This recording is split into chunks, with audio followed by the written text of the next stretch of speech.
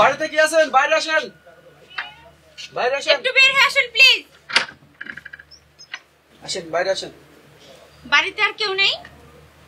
আপনার ছেলে কোথায়? আছে। ওকে ডাকেন।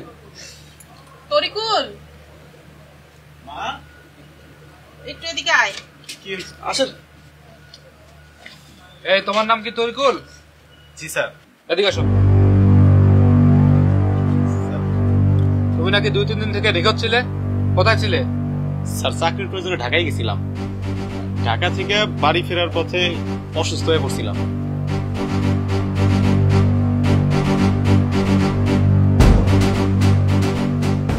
এই নাম্বারটা কার, দেখো তো। স্যার আমার স্ত্রী লামিয়া। তোমার স্ত্রী যে নিখোঁজ, এটা কি তুমি জানো? স্যার নিখোঁজ হওয়ার 3-4 দিন পর খবর পাইছিলাম। শুনছি আমার শ্বশুর নাকি মামলাও করছে। এরপরে তো আমি ঢাকায় চলে গেছিলাম। নানান ব্যস্ততায় আর খোঁজ খবর নেওয়া হয় না। কেন খোঁজ নাও নেই? আর কিসের এত ব্যস্ততা? বইয়ের সে ব্যস্ততা বড় হয়ে গেল। স্যার লামিয়া তো কাগজে কলমে আমার স্ত্রী। এমনিতেই তো 2 দিন পরে আমাদের তালাক হয়ে যাইত। এই এদিক তাকিয়ে কথা বলো। স্যার আমি তোরে ইচ্ছা করে বিয়া করে নিয়ে আসি নাই। ও জোর করে আমাকে বাড়িতে উইঠা তারপর আমারে বিয়া করছে। জোর করে মানে? একটু খুলে বলো তো। জি স্যার, ও আমাকে জোর করে বিয়া করছে। একদিন আমাকে বাড়িতে জোর করে আইসা। তরিকুল, তরিকুল, এই তরিকুল, তরিকুল। তুমি কে মা? আমি লামিয়া। আপনি কে? তরিকুলের বাবা? হ্যাঁ। তরিকুলরে ডাকেন। কেন? আপনার ছেলে আমার সাথে সম্পর্ক করছে, প্রেম করছে, বিয়ের প্রলোভন দেখিয়েছে, দিনের পর দিন আমার সাথে মিশেছে। এখন সে আমাকে বিয়ে করবে না কেন? ও বুঝছি, তাহলে তুই সেই অপয়া মেয়েটা? আমারে অপয়া বলবেন না। আমি যে ভুল করেছি, আপনার ছেলে একই ভুল করেছে। দোষ আমার একার না। আমি এখানে আসছি, আপনার ছেলের সাথে আমার বিয়ে হবে। আমি এই বাড়িতে থাকবো, এখান থেকে আমি কোথাও যাব না। দেখি আমাকে এখান থেকে কে তাড়ায়। তুই তো আচ্ছা বেয়াদব বে। আমি যেমনই হই, আপনার ছেলে জেনে শুনে আমার সাথে সম্পর্ক করেছে।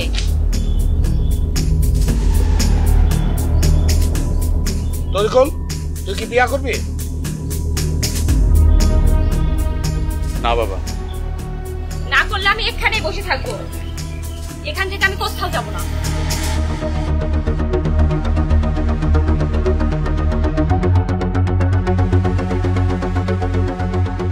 বিয়ে না করলে কিন্তু আমি চিৎকার করব, আমি উল্টা পাল্টা কথা বলবো। আপনাদের জাত সম্মান আমি কিচ্ছু রাখবো না। কি করবি কর। তারপর তো বিয়েই হলো না। হইছে। মেয়েটার চাহিদার কোনো শেষ ছিল না। শ্বশুর শাশুড়ি কিচ্ছু মানতো না। কে জানি বাবা কার গলায় আবার ঝুলা পড়ছে। মানে? জি ম্যাডাম, ওইটা তো মেয়ের ব্যবসা।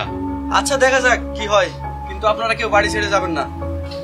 জি স্যার, তাহলে তো লামিয়ার পরিবারের সাথে কথা বলা দরকার, তাহলে আমরা বিস্তারিত জানতে পারবো। ঠিক বলেছেন, চলেন। স্যার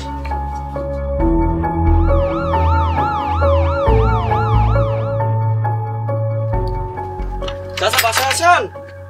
চাচা। স্যার আপনি কেমন আছেন? আলহামদুলিল্লাহ ভালো আছি। আপনি কেমন আছেন? স্যার ভালো নাই। স্যার আমার বোনের কোনো খোঁজ পাইছেন? খোঁজ পাইনি, তবে একজনের খোঁজ দিতে আসছে। খোঁজ নিতে আসছেন? কার? আপনার বোন জামাই। তার সাথে বিয়ের পর সম্পর্ক খারাপ ছিল, কিন্তু বিয়ের আগে কেমন ছিল বলেন তো? স্যার ওরা তো বিয়ের আগে প্রেম করতো, আর ওরা প্রেম করেই বিয়ে করছে।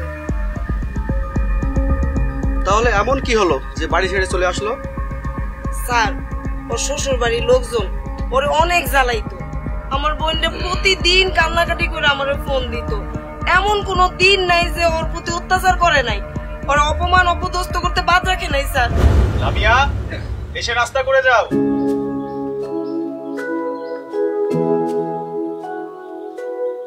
কি হলো, কই? আসছি।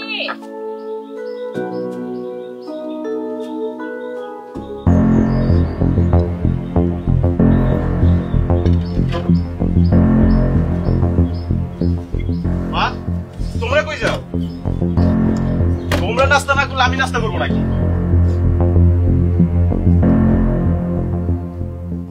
জীবনে যে কি ভুল করছিলাম রে।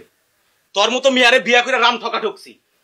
বাপ মায়ের পছন্দ অনুযায়ী যদি বিয়া করতাম, এতদিনে সুন্দর একটা ব্যবসা দাঁড়ায় যাইতো। অবশ্য শ্বশুর বাড়ির লোকজনই কইরা দিত। যৌতুকের কথা বলতে তোমার লজ্জা করে না? তুই যে ফকিন্নির মেয়ে, এটা ভাবতে তোর লজ্জা করে না? চরিত্রহীন একটা। কি বললি? তোর তো চরিত্রেরই ঠিক নাই। আমি কি খারাপ চরিত্রের কাজ করছি তুই বললি? তোর যদি চরিত্র ভালোই থাকতো তাইলে আমার বাড়িতে আইসা আমার জোর করে বিয়া করতি না। সারা জীবন কোন জায়গায় কি কইরা বেড়াইছস, আর আইসা আমার গলায় ঝুলে পড়ছস। ইচ্ছা করে মুখ বরাবর জুতা দিয়ে কয়েকটা মারি। কি তুই আমার জুতাতে মারবি? তোর এত বড় সাহস? দেখতো সামিয়া কি করে না, আমি এগুলা নিতে পারি না। সামিয়া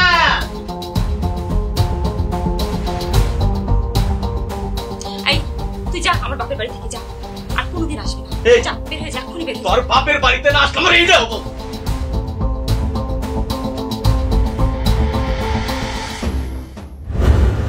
আচ্ছা, আপনার বোন যে তরিকুলকে ছেড়ে দিবে, ঠিক আছে, মারধর করতো, কিন্তু ও অন্য কাউকে বিয়ে করবে বা সম্পর্কে আছে, এই বিষয়ে আপনি কিছু জানেন? না ম্যাডাম, এরকম কোনো কথা ও আমাকে বলে নাই। ঠিক আছে, আমাদের দরকার পড়লে আবারও আসবো। জি স্যার, চলেন। একমাত্র মেয়েকে হারিয়ে পরিবারের মানুষ পাগল হয়ে প্রতিদিনই ছুটে যাচ্ছে পুলিশের কাছে। পুলিশ ব্যর্থ হচ্ছে। দেখতে দেখতে 4 মাস অতিক্রম হয়ে গেল, পুলিশ কিছুই করতে পারছে না। হঠাৎ একদিন পুলিশ এই রহস্যের আলোর গন্ধ খুঁজে পেল। কি পেয়েছিল তা যদি জানতে চান, আমাদের সাথে থাকুন। ক্রাইম পেট্রোল একটি সত্য ঘটনা।